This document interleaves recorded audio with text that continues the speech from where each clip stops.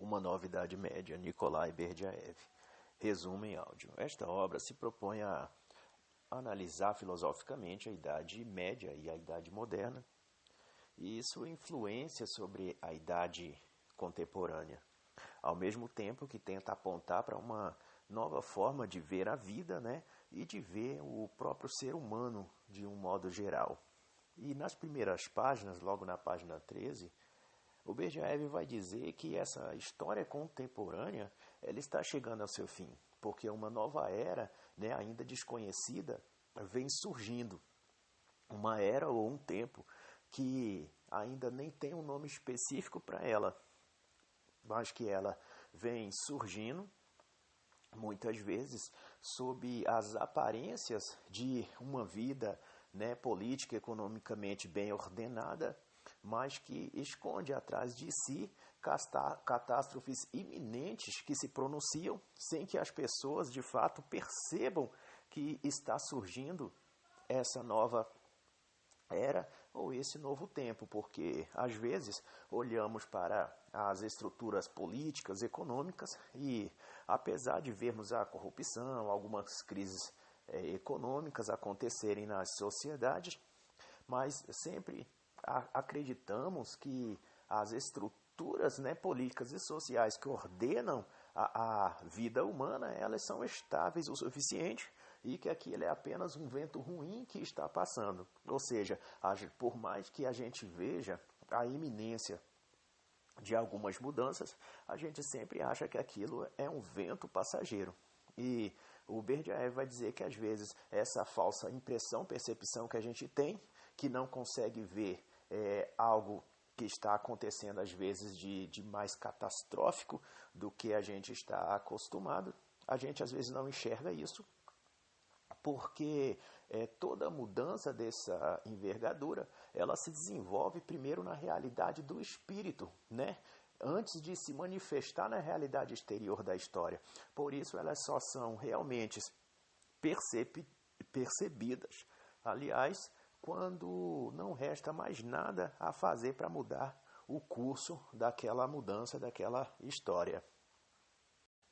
Ele vai dizer então que antes que se abale e se destrua os valores históricos de um povo ou de uma cultura, os valores na própria alma das pessoas que compõem aquele povo, aquela cultura, foram antes disso abalados e destruídos, né? Ou seja, o movimento que irá dissolver a vida social ou o ambiente social daquele povo terá sido primeiro movido dentro do seu próprio espírito, ou seja, primeiro se dissolveu o que há dentro do espírito das pessoas, para depois então afetar a sua vida social, seu ambiente social, né? Berdyaev então vai discorrer sobre a Europa, usando a Europa como pano de fundo, como essas mudanças, né, elas costumam acontecer no ambiente social, mas por extensão a gente enxerga que é um processo semelhante que acontece aí em todo o mundo moderno. O autor então vai dizer que a Europa, antes desses ventos de mudanças, se apoiava no avanço, mas um avanço em continuidade com a antiguidade, né? Mas até certo ponto ela se deixou atrair por um mundo novo, né? E estes fundamentos, essa reverência ao passado histórico, ela foi abandonada em função desse ideal do novo, do desconhecido, do misterioso. O autor então vai dizer que a Europa penetrou no reino do desconhecido e do ainda não vivido, né? E só que penetrou nesse novo ambiente desconhecido sem alegria, sem aquela radiosa esperança que costumava ter. E por isso o autor vai dizer que o futuro seria sombrio para a Europa. Berdyaev vai chamar então esse processo de teorias do progresso e vai dizer que em todo o século XIX isso foi repercutido, né? esse anúncio, essa expectativa de que o futuro seria melhor, mais belo, mais amável do que o passado. Porém, para Berdyaev, essas são premissas falsas, né? Premissas ilusórias, porque o belo, o melhor e o amável, ele não se encontra no futuro, né? Naquilo que há de vir, mas sim na eternidade, naquele sentimento, naquela aspiração que se tem de conexão com o eterno, com o transcendente. E ele vai dizer também que quando no passado se tinha essa sensação de que o amanhã traria o novo e o melhor, não era porque o futuro era uma garantia por si só, né? Apenas por ser futuro, mas porque o próprio passado, naquele momento, né, continha os elos invisíveis com o transcendente, né? Nas palavras do Berdyaev, aquele momento histórico, aquele passado, suscitava o eterno. Isso me faz lembrar, né, um livro maravilhoso do Theodore Dalrymple, né, chamado A Vida na Sarjeta, que traz um capítulo que demonstra um pouco do que Berdyaev está falando, né, até esse momento do livro. A Vida na Sarjeta, de Theodore Dalrymple, no capítulo chamado O Coração de um Mundo Sem Coração. Essa, na verdade, é uma frase, uma citação de Karl Marx, né, mas Dalrymple vai usar aqui uma reflexão sobre isso de uma forma maravilhosa, com uma sabedoria maravilhosa. O Dalrymple, então, vai dizer que, aliás, vai usar a experiência dele de haver na região onde ele morava, né, inúmeras igrejas, denominações, religiões e templos religiosos de todo tipo e de todo segmento. O Dalrymple vai usar isso para mostrar esse fato real da vida dele. Ele vai usar para mostrar, né, com aquela sua análise filosófica e bem-humorada que ele tem de escrever, como as pessoas ali buscavam fora, né, fora de si, no mundo externo, o que já não havia dentro delas, né? Isso eu digo comparando com o que o Berdyaev fala sobre a expectativa de que no futuro, né, o futuro trará o belo, o melhor, o amável, né, as teorias do progresso. Dalrymple, né, voltando à questão de Dalrymple, ele vai dizer que à medida que a fé ou as pessoas que representavam a fé religiosa ou o sentimento religioso, como se queira chamar, à medida que essas pessoas tentavam alcançar a modernidade, ou seja, o futuro, né, abraçando tudo o que o futuro prometia, que é essa coisa do amável, do belo, do melhor, o futuro prometia isso e as pessoas abraçavam isso, porém o futuro não tinha isso, né? Essa vida mais bela, essa vida melhor. Dalrymple vai chamar isso de inverdades sociológicas, né? E onde há frequência aos tempos religiosos, na observação de Dalrymple da sua experiência do bairro onde vivia, da cidade onde vivia, que a frequência aos tempos religiosos e a forma daquele povo de praticar a religião, né, no seu sentido clássico de bem comum, de caridade ou contrição, isso foi substituído por crenças sobrenaturais que beiravam na época o limite da ficção. E no outro extremo, né, um relativismo infrutífero, onde o próprio conceito de pecado e o arrependimento ele foi substituído pelos conceitos de luta de classe e de justiça social. Isso é a consequência, né, a inverdade sociológica que essa expectativa excessiva sobre o futuro trazer o melhor, trazer o mais belo, o mais amável. Essa é a consequência que traz para a vida social e é a mesma ponto de vista do Berdyaev aí quando ele fala das teorias do progresso que inundou toda a Europa.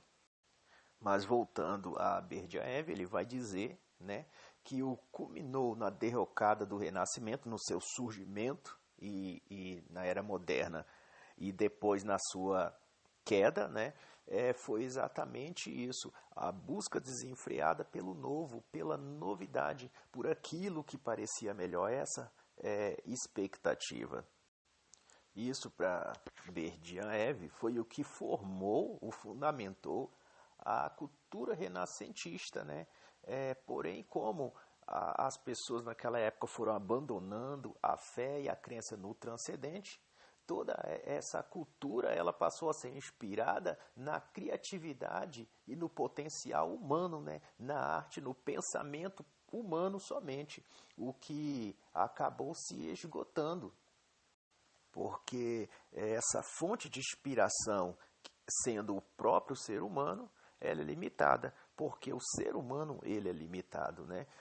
Mas sobre detalhes dessa ausência de criatividade, dessa limitação da criatividade, isso no ambiente cultural, né? No aspecto cultural da sociedade, eu vou recomendar um excelente livro que trata especificamente dessa questão da arte na cultura moderna, que é o livro A Sociedade do Espetáculo, do autor Mário Vargas Llosa, né?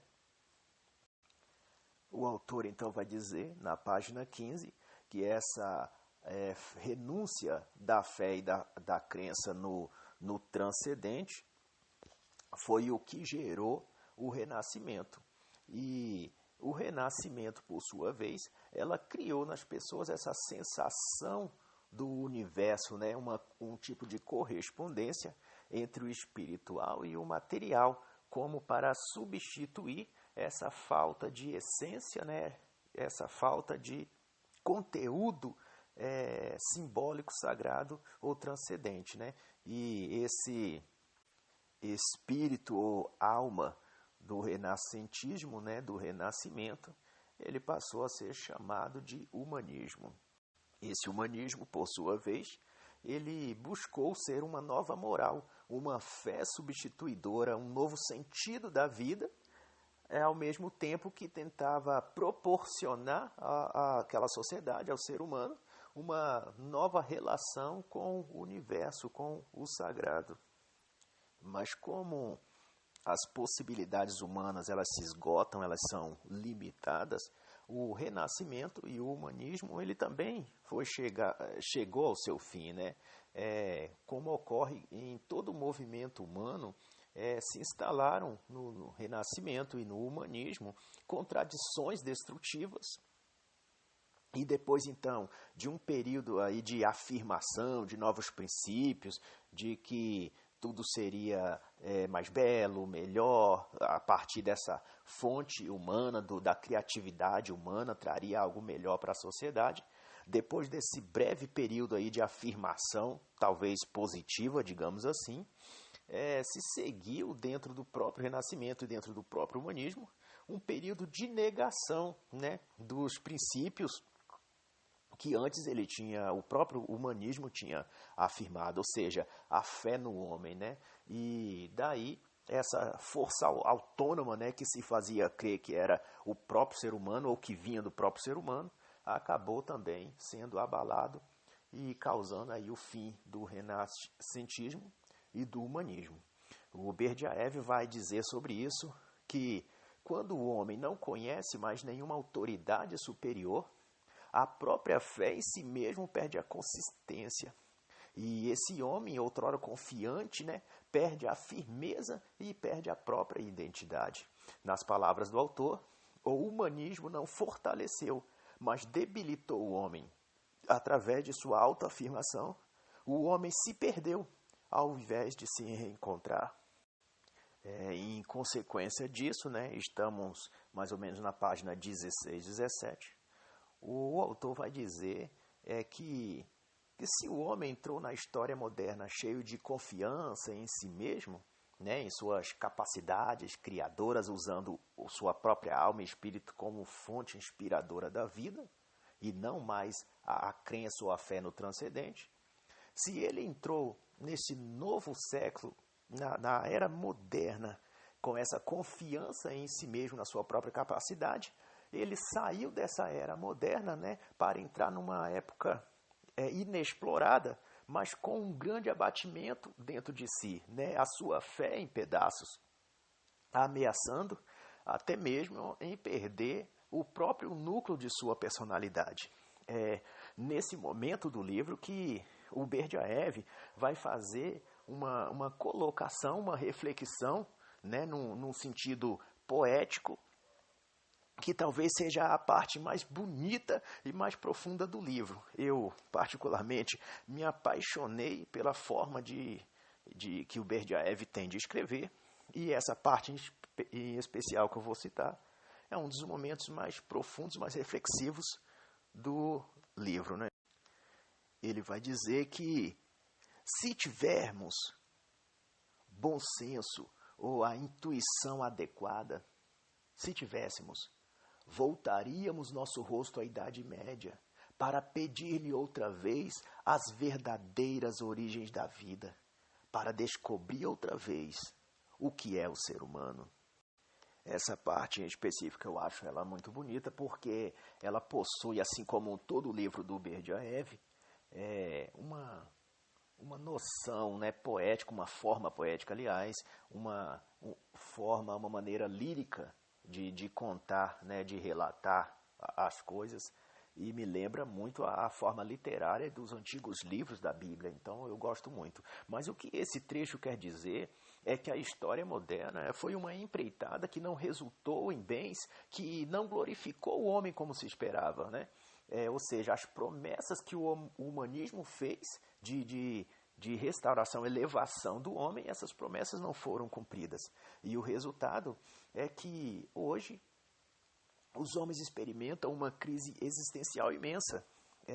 É propenso, por causa disso, a se apoiar sobre qualquer tipo de coletivismo que prometa a ele algum alívio desse fardo existencial, né? Mesmo que para isso ele tenha que dissolver-se, se submergir nesse coletivismo até o ponto de perder a sua essência e a sua própria individualidade humana.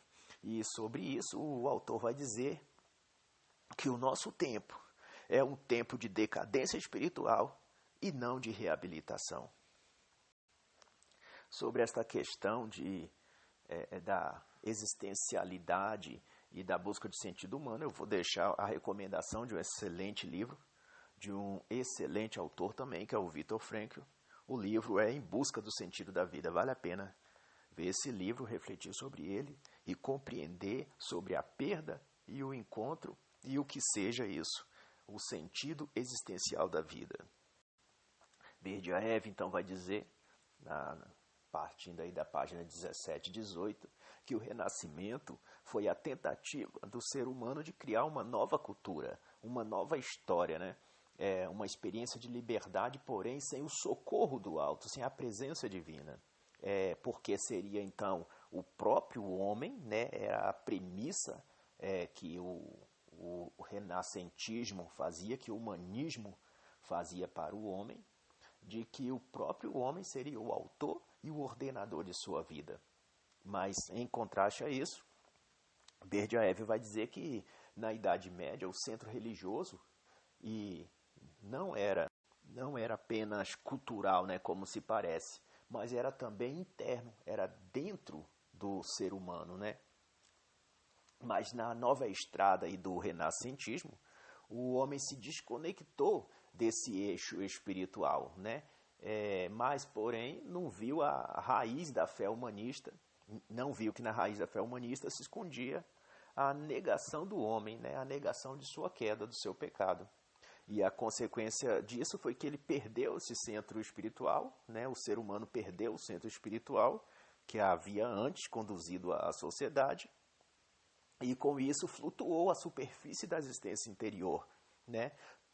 Mas, porém, não podendo ficar com esse vácuo dentro de si, com este vazio, já que ele perdeu o seu centro, ele buscou se preencher, essa nova lacuna que agora se criou nesse novo homem.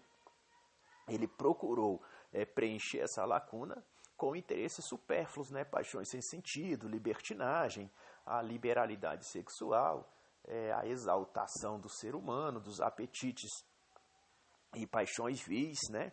E de tudo aquilo que configura aí uma existência vulgar.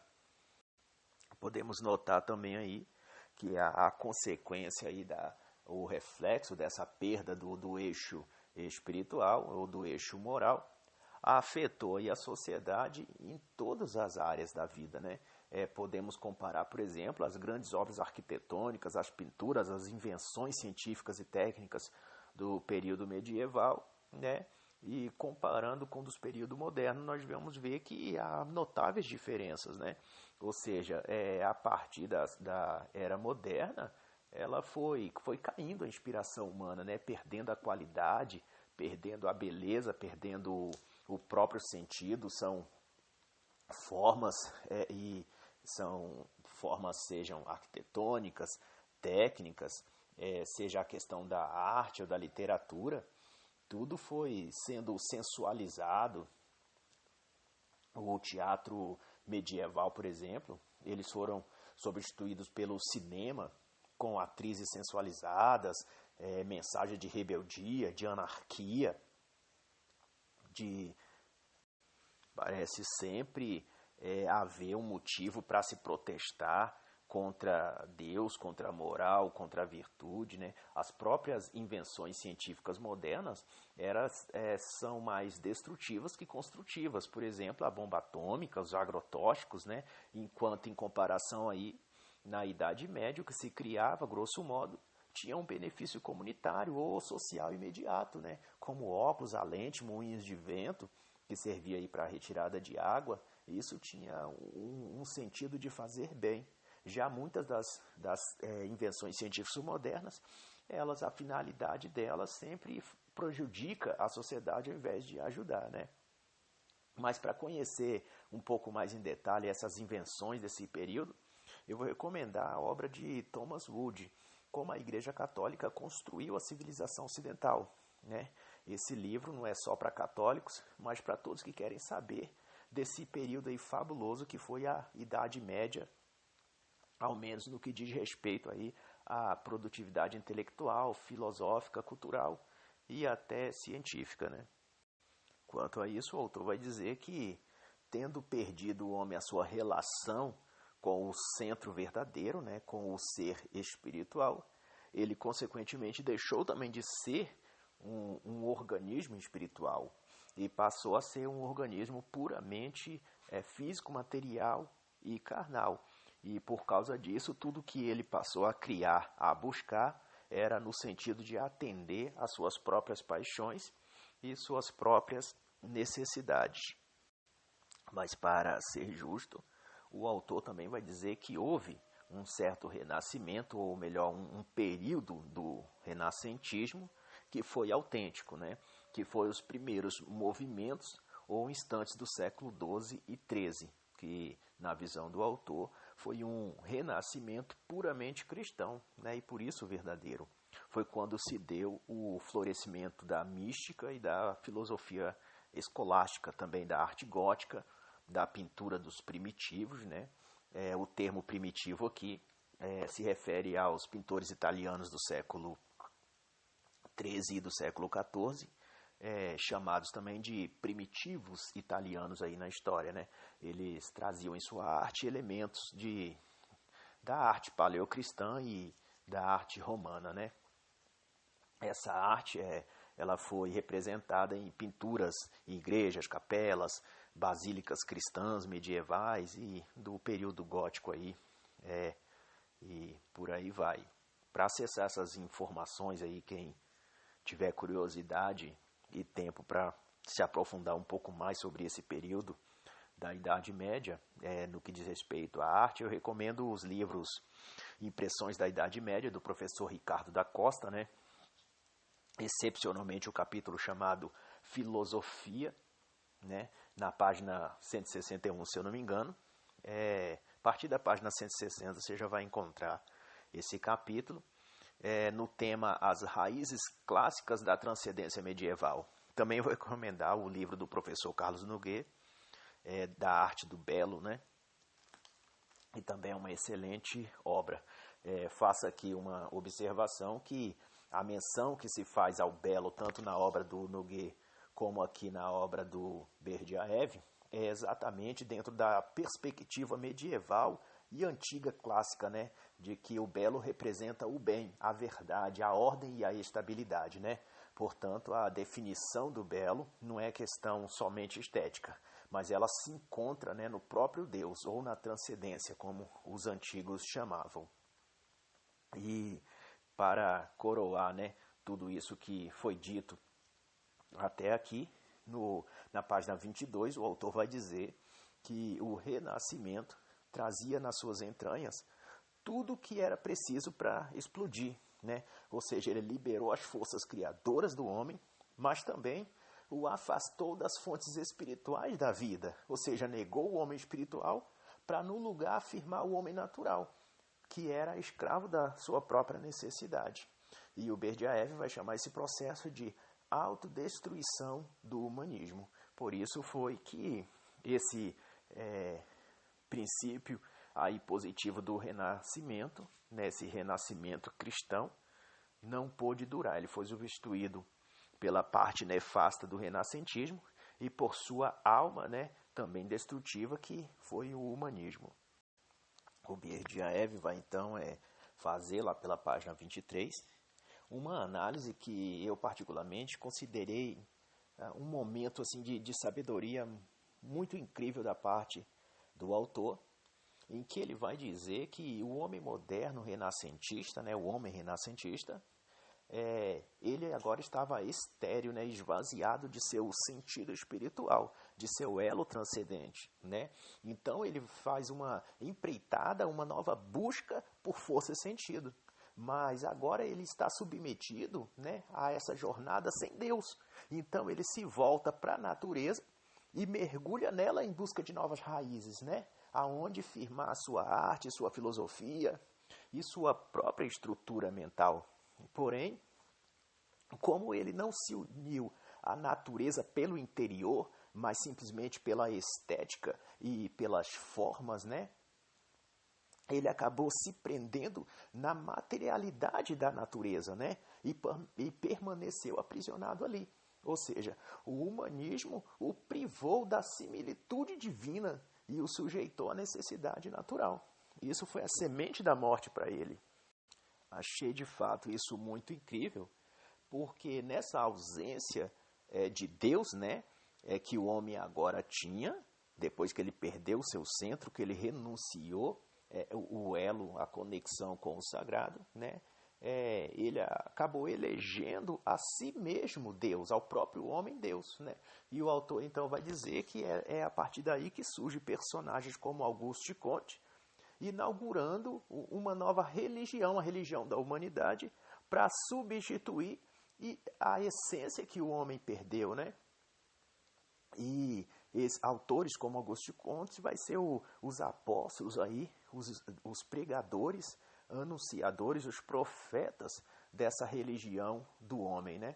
E para entender isso mais profundamente, eu novamente vou citar uma obra que eu sempre estou aí mencionando, que é o livro maravilhoso do professor Orlando Fedeli, que é o Antropoteísmo, a religião do homem.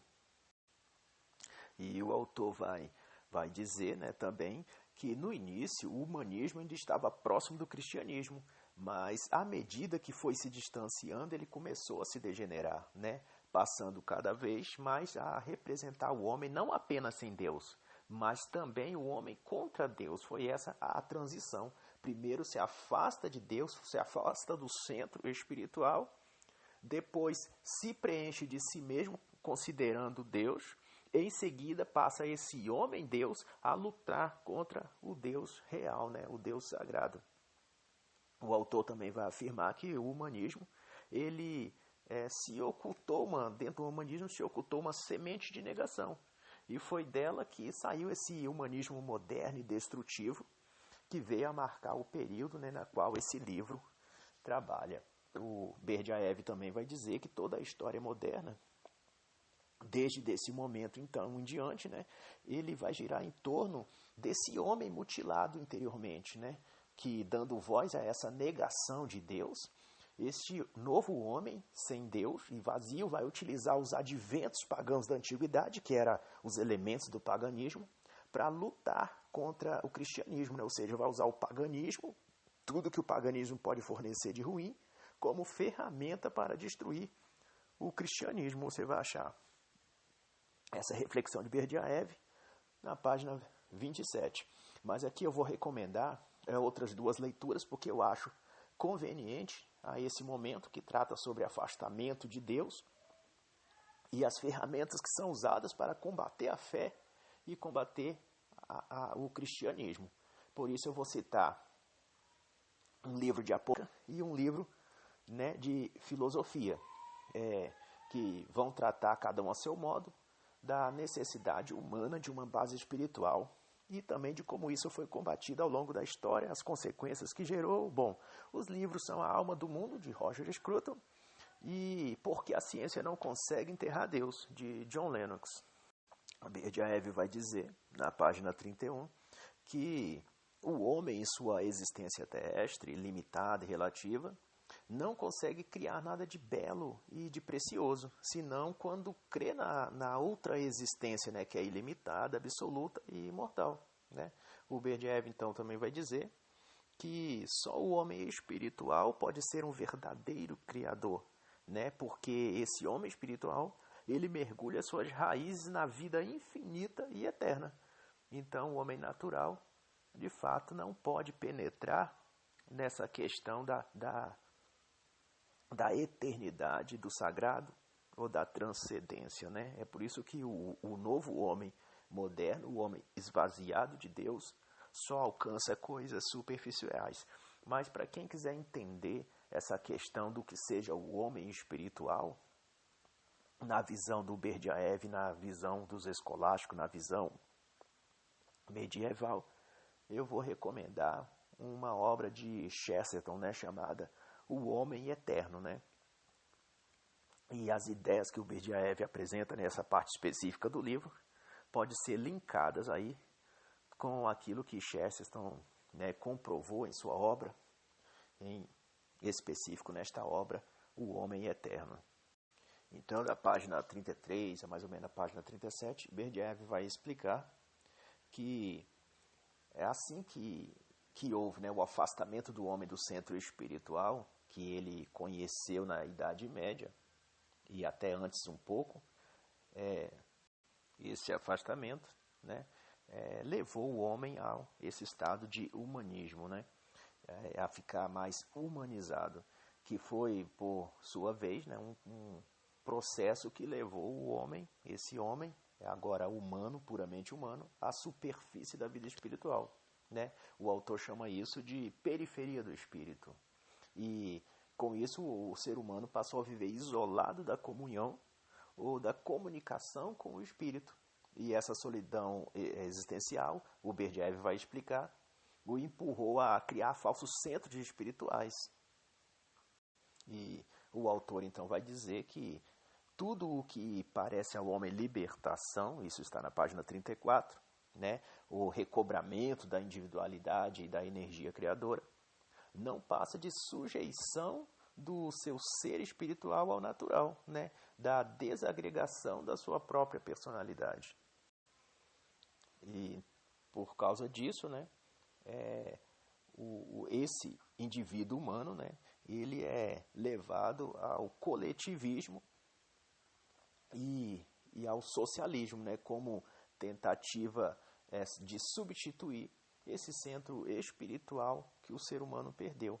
O Berdyaev, então, vai falar um pouco de Marx, de Nietzsche, e dizer que a sede de igualdade do socialismo de Karl Marx, por exemplo, é uma característica dessa desagregação interna, e na qual o próprio autor vai chamar de entropia da vida social, né? Entropia aqui no sentido de uma desordem psíquica irreversível. Nas páginas 38 a 49, Berdyaev vai explorar um pouco mais essa questão e vai chamar de mecanização da vida, né? Que decorreu do afastamento do homem do centro espiritual e da sua ligação com a natureza como um substituto do centro espiritual. E sobre isso ele vai dizer na página 39 que no organismo as partes são sujeitas ao todo e são ligadas ao centro. Na ordem orgânica, o centro é o elo da ligação com as partes, e onde todas as partes se convergem e deixam de ser partes para se tornarem juntas o todo. Mas quando as partes se deslocam do todo e deixam o centro, se submetem a uma existência inferior. E na página 50, né, ele vai concluir então dizendo que o desenvolvimento do homem só é possível enquanto este homem tem sentimento e consciência dentro de si mesmo de princípios morais mais altos que ele próprio, né? Isso faz uma menção direta ao princípio da ordem moral perene, da qual Russell Kirk vai trazer anos depois aí no seu conceito aí dos 10 princípios conservadores.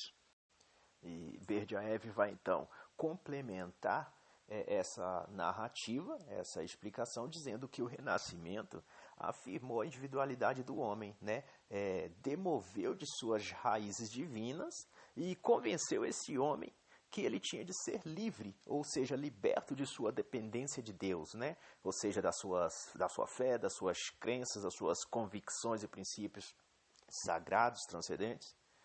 O ser humano, então, nessa visão, tinha de sair dessa prisão mental religiosa, né? É isso que o humanismo propôs ao homem. No entanto, quando o homem fez isso, se afastou dessa prisão mental religiosa, entre aspas, quando o homem elaborou sua própria religião humanista, que agora não depende mais do sagrado nem de Deus, só dele próprio, essa religião humanista, onde o Deus é o próprio homem, não demorou para que ele se tornasse escravo de suas paixões inferiores, né? Prisioneiro de suas concupiscências, de seus delírios sexuais, de seus hábitos animalescos. A gente pode consultar, por exemplo, a biografia do Marquês de Sade, né? Tudo que ele fez, tudo que ele produziu, tudo que ele foi, viveu, seu início e fim, e como suas obras aí, o que elas despertaram na sociedade da época, né? Toda sorte de males emocionais que se pode imaginar. Ou seja, numa figura de linguagem, o homem, não querendo ser escravo de Deus, se tornou escravo do diabo. A partir da página 54, o autor vai mostrar aí a beleza e a força e a profundidade do cristianismo, ao dizer que na era pagã o homem vivia subjugado a crenças nas forças elementares da natureza, né? Que o autor vai chamar de demonolatria, em que, para aplacar a fúria desses deuses da natureza, o homem oferecia todo tipo de sujeição e serviço, porque esses deuses eram, na sua maioria, deuses maus, né? Mas quando surge o cristianismo, consolidando aí na Idade Média, o homem se libertou dos demônios da natureza, né? Ou seja, foi a redenção cristã que deu ao homem o poder de levantar-se espiritualmente e manter-se de pé. E derrubou então o império das forças elementares da natureza, das quais tinha o homem se tornado escravo. E justamente esse período do renascentismo, né? Ou seja, a Idade Moderna, foi uma tentativa do ser humano de retornar a esses mesmos sentimentos e princípios que governavam o homem antes do cristianismo, né? Essa sujeição aos deuses aí que governavam a natureza primitiva do próprio ser humano. Mas assim como antes, a raça humana só se degenera e só decai cada vez mais. A partir da página 63, então, começa a segunda parte do livro, né? E Berdyaev vai começar dizendo que na época, ou pelo menos na época que escreveu o livro, né? Mas se aplica também ao nosso tempo, se vivia um tempo de transição, né? E que, apesar de chamar de tempos modernos, era na verdade um tempo envelhecido, caduco, que já morreu e deveria estar enterrado. E o motivo disso é que tudo então, a partir desse momento a qual o Berdyaev aponta, vai se tornando líquido, né? O próprio Berdyaev chega a usar esse termo no livro, de que tudo se torna solúvel, diluível, né? Não tem mais substância nem conteúdo. Isso, inclusive, me fez lembrar das obras de Zygmunt Bauman, né? Principalmente Modernidade Líquida, a qual é um livro que eu recomendo também para entender esse conceito de que tudo se dilui, as paixões são passageiras, relacionamentos são falsos, baseados só em interesses. Homens e mulheres já não se amam, eles se juntam só por uma troca de interesses momentâneos, por vezes baseados só no dinheiro e sexo. As amizades também, elas já são superficiais, as relações elas se limitam, né, as relações de amizade, por exemplo, se limitam a um encontro para tomar cerveja ou jogar videogame, né? Porque videogame e cerveja, e de vez em quando futebol, é o único elemento sólido das relações sociais. Ou seja, todo o resto é líquido, todo o resto se diluiu, se dissolveu. Mas para se aprofundar sobre esse conceito de Berdyaev, eu recomendo, inclusive, esta obra, Modernidade Líquida, de Zygmunt Bauman. Berdyaev, mais de uma vez, vai dizer de uma forma poética ou lírica, né, que ele tem, de que os princípios espirituais dos tempos modernos estão gastos, as suas forças espirituais esgotadas. Tomba o dia racionalista da história passada, o sol se declina. É o anoitecer histórico, saímos de uma era diurna para entrar numa era noturna, onde os véus são rasgados e a nudez do bem e do mal se revelam. O autor então vai dizer, né, que está chegando um tempo em que se vai de fato saber se o progresso foi realmente um progresso ou se foi somente uma nefasta reação contra a estrutura do universo, contra as autênticas bases da vida, né? O Berdyaev vai dizer, ainda estamos na página 77, que o renascentismo e o humanismo, ele pretendeu ser a libertação do homem das garras teocráticas da Idade Média, né? Esse teocráticas, garras teocráticas entre aspas, ou seja, era um movimento de liberdade para o homem moderno, né? Do autoritarismo religioso do passado, essa libertação do que se considerava, né, alguns, os pensadores de uma determinada época, a libertação desse autoritarismo religioso do passado, especificamente da Idade Média. E para isso, para haver essa libertação, o homem deixaria de olhar para cima, ou seja, para Deus, e passaria a olhar para si mesmo, né, e se tornar ele mesmo em Deus, né? E é daí, na visão do autor, que surgem as fórmulas filosóficas para substituir e suplantar as formas teológicas, né? Como a questão do super-homem de Nietzsche. Era o homem-deus se tornando Deus-homem, para substituir o Deus que sempre foi Deus. Esse tipo de pensamento, né, que o humanismo criou foi de que não há fundamento da verdade, cada um pode escolher a própria verdade, né? Ou até mesmo uma mentira para si.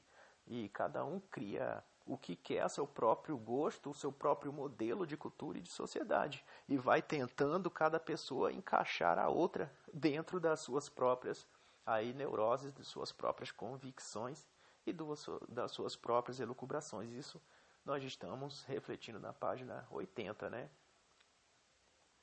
E a conclusão que se faz é que, em nome da liberdade, se negou a própria verdade. E na página 93, então, o Berdyaev vai dizer que a Idade Média, né, tinha seus aspectos negativos, como a violência, uma certa inclinação a um terror religioso do inferno, alguma crueldade, um barbarismo. Porém, ele considera que o fato positivo da Idade Média e o que determinou a cultura medieval é que ela era dirigida para o transcendente, né? Ou seja, exaltava o espírito humano, dava um sentido, fazia com que ele não desperdiçasse energia no exterior, mas se concentrar no interior, né? E disso é que se forjou homens de personalidade nobre, né? Espíritos forjados sob o foco e o espelho do monge, do filósofo, do cavaleiro, né? E, segundo Berdyaev, mesmo aquele sendo um tempo bárbaro em alguns aspectos, né? Ainda assim pode-se cultuar a figura da dama, da donzela e da mulher, do valor da mulher como um todo, né? Berdyaev, então, vai fazer uma reflexão, aí passando da página 100, de que o próximo avanço aí da sociedade em rumo ao futuro, o próximo passo será a introdução do mundo numa espécie de nova Idade Média. Porém, para o autor, não é esse novo período histórico, aliás, né, não será um retorno ou reavivamento da antiga Idade Média, né? E nem também indica que que essa próxima era será algo bom, algo positivo, porque para o autor será um futuro duplo, né, onde a ciência e a religião estarão conectadas, mas não necessariamente para benefício das pessoas. Ou seja, Berdyaev vai dizer que haverá nessa nova era tanto conversão a Deus quanto conversão ao diabo, né? Ele vai dizer que a nova Idade Média, né, na nova Idade Média, as ilusões de felicidade terrena não tem mais força sobre as pessoas, né? Não terá mais força sobre as pessoas, porque o futuro é duplo e não parece ser jubiloso e brilhante. A força do mal crescerá e tomará novas formas. Então, avançando, né, na obra do Berdyaev, aí estamos na página 109 e até a página 148, o autor vai analisar e comentar sobre a Revolução Russa, né, porém, não apenas por um prisma tanto histórico, mas um pouco mais teocêntrico, né, e um pouco filosófico. Ele vai dizer que a revolução é satânica, né, ou pelo menos a Revolução Russa foi satânica, e toda revolução é satânica, é a conclusão que ele faz. E os revolucionários, eles são sempre instrumentos de forças que eles ignoram, ou seja, forças do mal, né? São desencadeados pelos pecados, né, dos povos, e são uma expiação de suas próprias faltas, né? Então, toda revolução é uma influência satânica, e aqueles que agem pela revolução são instrumentos, né, que eles ignoram, mas são instrumentos dessa influência do mal, mas ao mesmo tempo para castigar o povo de suas próprias faltas, né, de seus próprios pecados. E a partir da página 150, então, o Berdyaev vai tratar do socialismo, democracia e teocracia, e vai dizer, por exemplo, que a democracia se reveste de um caráter puramente formalista, né? Mas ela própria ignora a sua essência, e nos limites do princípio do que ela afirma, não tem consistência, né, nisso próprio, nas suas próprias afirmações, ou seja, na afirmação dos seus próprios princípios. Isso ele está falando da democracia. Não há consistência que ela pensa que tem e que convence os povos de que ela tem. Isso está na página 152, né? O Berdyaev, então, vai dizer que a democracia é indiferente ao bem e ao mal, né? E não se define, portanto, pelo valor da verdade, né? Ou seja, ela está embebida, mergulhada de uma substância, ela não está, aliás, mergulhada, embebida de uma substância positiva, porque ela é indiferente tanto ao bem quanto ao mal.